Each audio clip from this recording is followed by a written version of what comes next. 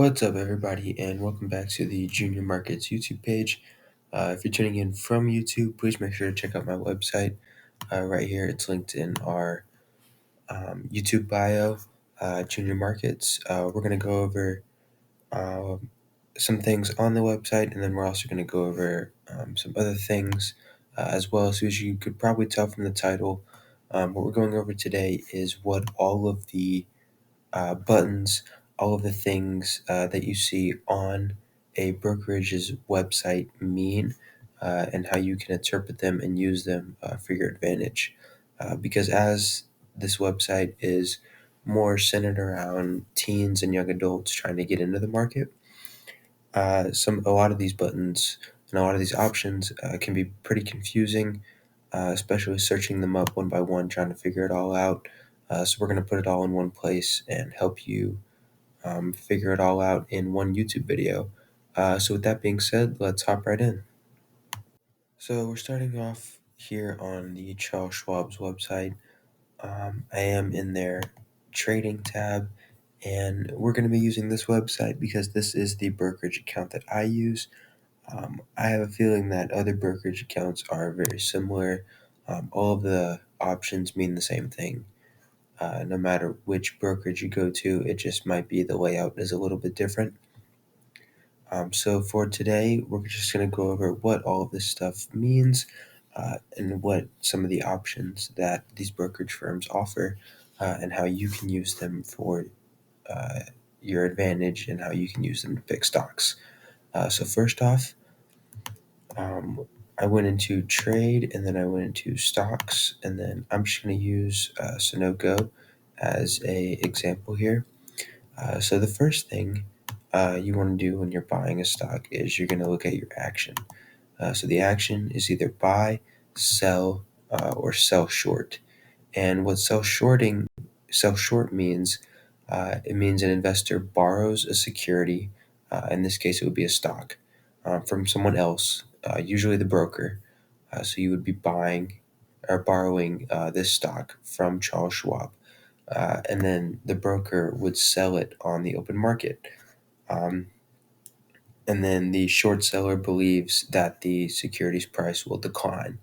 And then by selling it at that current market price, they aim to buy it back later at a lower price. And then the difference between the price at which they sold it and which they bought it back is their profit. So this is more of a bearish signal. Then the other two is obviously buy stock or sell stock. So if you're buying stock, you can choose the quantity, and then what Charles Schwab offers is stock slices. So you can invest a $5 minimum in any stock. So even though the stock price is $55, you can buy a little slice of it for $5 and own like 10% of or own 5% of a stock, of one stock. So now let's get into the order types. So the first type is a market, and this means that you're going to buy one share at whatever the current market price is, which at the time of this recording is $55.96. Now the next one is a limit, and as you can see, a limit, they most of the time offer definitions here, but is a maximum price to be paid or a minimum price to be received. So that means that if we were buying, we could set our maximum price to be paid at whatever we wanted. So at this point, let's do 56. So that means this is the maximum amount that we are willing to pay for one share. So if, say, the stock opened at 57, if at any point in time it dropped down to 56, then the broker would execute this transaction. And then if we were selling, the limit would be the maximum we'd like to receive for this stock. So we wouldn't want to receive anything less than, say we bought it for the market price of 54, and then This means that we wouldn't want to receive anything less than $56 when we sold it. Then moving on down is a stop, and let's go down here. And then this is essentially to buy or sell a security at the market price. And so this means that if the security is traded at or above the stop price, your stop order becomes a market order. So that means, say you bought a share of Sunoco, and then obviously you're not watching the stock 24/7.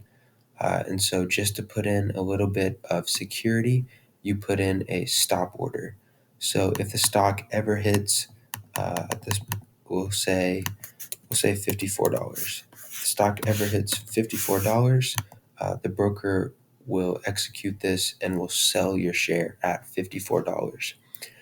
So if this stock crashes from 54.58 down to 30, you got out at 54 because you put in this stop order. Whereas if you hadn't put in this stop order, you would be stuck with the current market price of 30.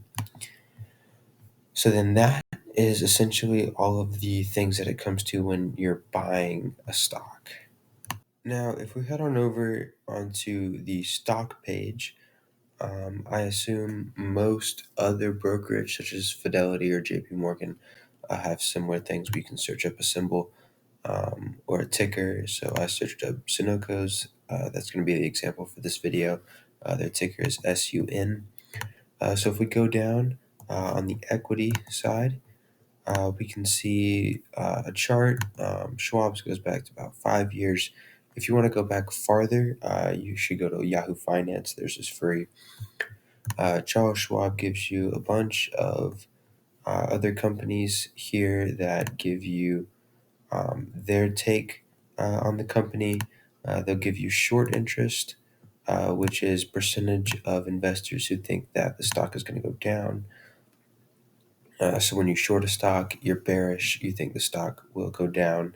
They'll also give you some basic information such as market cap and the number of shares outstanding, shares held by institutions, the enterprise value, things like that. Just some more broad metrics on this front page. They'll give you a rundown of the company. And then if we head down, what Schwab does is they separate everything in the company. So they'll separate their dividends.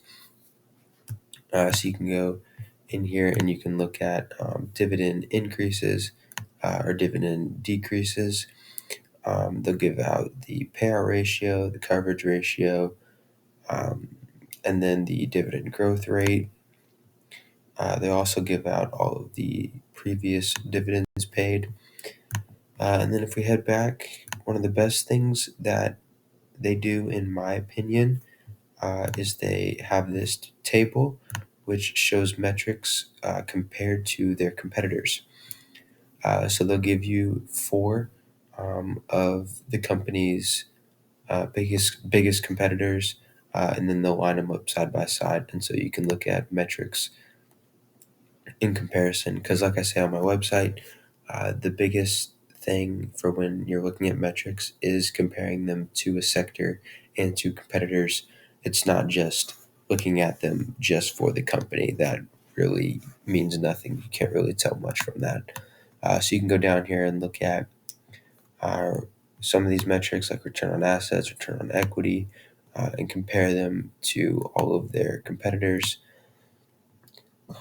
You can go down to sales growth, revenue growth, dividend yields, cash flows, all this stuff, and figure out how this company lines up against its competitors. Now, the other side of trading is options. So I went over here on the options tab, and then what it'll show you is the options chain. Now, on my website in the investing, I have an options tab where I go over all of this stuff, calls, puts, strategies, all that type of stuff. So we'll do a quick rundown here, but if you want a deeper dive, make sure to head over onto my website. So first, we're going to hit calls. So I put calls in here, and then I did expiration in 60 days. Keep in mind, the longer the expiration date is out from the current date, the more expensive the options contract will be because it will have more time to hit. So say we want to buy at a strike price of, let's do $60, and the current price is $54.58. So by July 19th, in 30 days, we can do 30 days for this one. We think that Sunoco stock price will go significantly above $60. So that means, say it goes up to 70. This means that we bought the option to buy 100 shares of Sunoco at $60 strike price for the ask price of $5. Now I know it says 5 cents, but since it's 100 shares, you multiply this by 100, so it'll be $5. So if Sunoco goes up to 70, that means that we have the right to buy it at 60. So we can execute our contract, buy the shares at 60, and then sell them on the open market for 70. And then puts are essentially the opposite.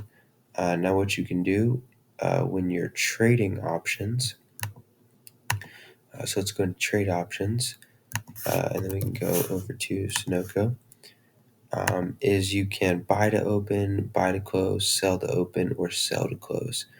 So if we wanted to sell a put or a call option, we would put sell to open. And if we wanted to buy one, we would buy to open. If we wanted to close it after it hit, we would hit. So then I went over here to the price and I hit our $60 strike price. As you can see, the estimated amount is $5, and this is a call. So it would be $5 for the option to buy 100 shares of Sunoco at $60. And then puts are essentially the opposite of calls. You think a stock is going to go down. I go over all this on my website, so go check that out. But today we're just kind of going over the buttons, not the definitions. So it's pretty much the same. If you wanted to sell a put contract, you'd put sell to open. If you wanted to buy a put contract, you'd put buy to open. And then depending on if you were buying or selling, when you're ready to close out that contract, you would either buy or sell to close. And then similar to the stocks, you can have a market price, a limit price, or a stop price. Finally, what I'm going to go over is some more options that Charles Schwab has, at least, and I believe all of the other brokerage accounts have these too. They might just be, like I said, in a different format. So one thing that I use a lot is the stock screener, and this means that it will sift through all the stocks on the market, and then it'll give you only the ones with the qualifications that you put in. So say you want one with recent dividends, and then they have revenue growth in the last 5 years. So we want 15 to 25% revenue growth in the last 5 years, and then recent dividends in the last 30 days. And there's 71 matches. And then you can go through and list and look at all of the matches. Now they give a variety of options for anything you would need. Say we wanted a price to earnings of 10 to 20. That brings our total matches down to 30. So these, if you're just looking at PE, you could say these are fairly valued companies. And they pay dividends, which means they might have good cash flows. So this kind of just helps you sift through all of the stocks in the market. That is the end of this video. I hope it was informative and helped you out on some of your questions. Like I said, I go over all this stuff on my website, so make sure to check out Junior Markets. Our website is in our bio, as well as Junior Markets on all of these platforms. And have a good day.